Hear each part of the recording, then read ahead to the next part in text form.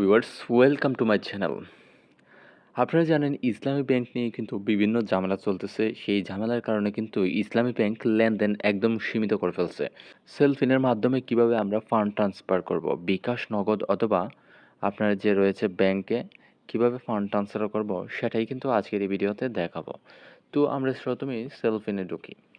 সেলফিনে আসার পর পিন দিয়ে লগ ইন করবেন। লগ ইন করার পর দেখতে পাচ্ছেন এখান থেকে কিন্তু ফান্ড ট্রান্সফার যে অপশনটা রয়েছে, এই অপশনে যদি আমরা ক্লিক করি, এখান থেকে কিন্তু আমরা ট্রান্সফার করতে পারবো। কিন্তু বিকাশ এবং নগদে যে আমরা আগে ফান্ড ট্রান্সফার করতাম, সেটা কিন্তু আপাতত বন্ধ রয়েছে।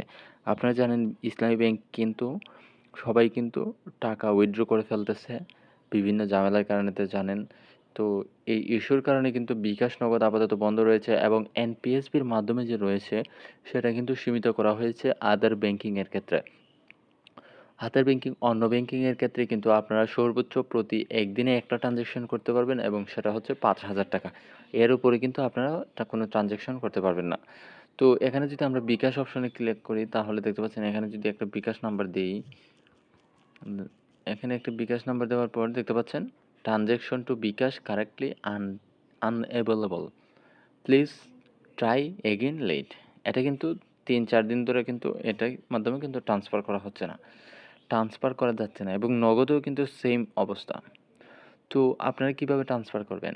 এর মাধ্যমে একটাই পদ্ধতি হচ্ছে, আপনারা যদি অন্য ব্যাংকে ট্রান্সফার করতে চান তাহলে এনপিএসবির মাধ্যমে কিন্তু ৫,০০০ দৈনিক ট্রান্সফার করতে পারবেন এবং এখান থেকে অন্য ব্যাংকে কিন্তু ট্রান্সফার করতে পারবেন। আর এটিএম মাধ্যমে কিন্তু বিভিন্ন যে ব্যাংকের এটিএম রয়েছে, ডাচ বাংলা, পূবালী, এগুলো কিন্তু ইসলামী ব্যাংকের কার্ড কিন্তু সাপোর্ট করছে না এবং কোনো লেনদেন করা যাচ্ছে না। তো এই ক্ষেত্রে কিন্তু আপনাকে ইসলামী ব্যাংকেরই এটিএম ব্যবহার করে টাকা উইথড্র করতে হবে এবং সেটার লিমিটও হয়তো কিছু কমিয়ে দিয়েছে। আর ব্যাংকের মাধ্যমে কিন্তু আপনার কিউআর স্ক্যান করে অথবা চেক দিয়ে যেভাবেই হোক আপনার টাকা কিন্তু তুলতে পারবেন। আরেকটা বিষয় হচ্ছে, ইসলামী ব্যাংকে কিন্তু এখন সবাই কিন্তু টাকা তুলে ফেলার কারণে কিন্তু ভিড় জমে গেছে এবং সেটাও কিন্তু লেনদেনও কিন্তু অনেক সীমিত করে ফেলছে। তো এটা কতদিন থাকবে সেটার কোনো গ্যারান্টি নাই। তো আশা করি আপনারা বুঝতে পারছেন কিভাবে ফান্ড ট্রান্সফার করবেন। বিকাশ, নগদ আপাতত বন্ধ রয়েছে এবং এখান থেকে আপনারা শুধু ৫,০০০ টাকা এনপিএসবির মাধ্যমে বিভিন্ন ব্যাংকে কিন্তু ট্রান্সফার করতে পারবেন এবং ইসলামী ব্যাংকের মাধ্যমে কিন্তু আপনারা হয়তো একটু লিমিট বেশি পাবেন। তো আশা করি বুঝতে পারছেন। এ ধরনের ইনফরমেটিভ ভিডিও পেতে আমাদের চ্যানেলটি সাবস্ক্রাইব করুন এবং আমাদের সাথেই থাকুন। ধন্যবাদ।